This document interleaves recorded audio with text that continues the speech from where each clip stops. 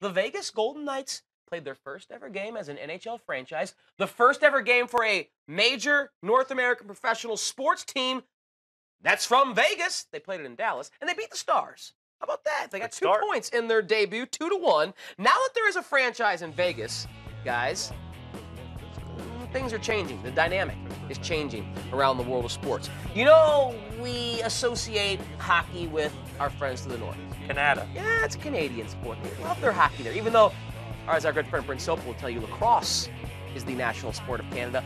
We consider hockey to be synonymous with the Maple Leaf. They'll stop watching curling for a half a second to play a little hockey. I bet they will. No team from Canada has won a Stanley Cup since 1993. Montreal Canadiens back when Patrick Waugh was between the pipes. So that's 24 years ago and counting. This is getting ahead of ourselves, but let's have some fun. With Vegas winning tonight, being a new franchise, is there more pressure on these Canadian teams to win a Stanley Cup, lest the Vegas Golden Knights win one before the next Canadian team hoists Lord Stanley's Cup above their heads?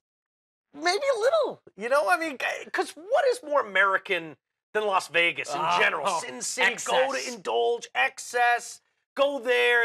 You know, so for Canada, where obviously hockey is so sacred, it's like they've taken our sport the majority of the league plays south of the border in US of A, and now all of a sudden Vegas is going to go and try to steal a cup before a Canadian does for the first time since '93. I think the pressure comes from within. I think the pressure is, wow, we're better than this.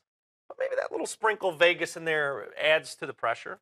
Connor McDavid in Edmonton, Austin Matthews in Toronto, though, there's reason for optimism if you're a fan of these Canadian teams. If you said you could have Las Vegas or every professional team in Canada, I'm going to go every professional team in Canada. But I remember when the Cubs are going through their 108 years of not winning it, they would always point to the Marlins. The Marlins have won it twice.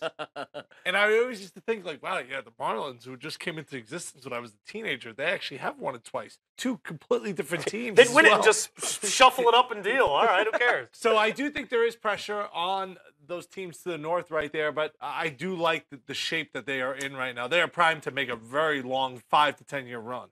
Oilers going to be real good.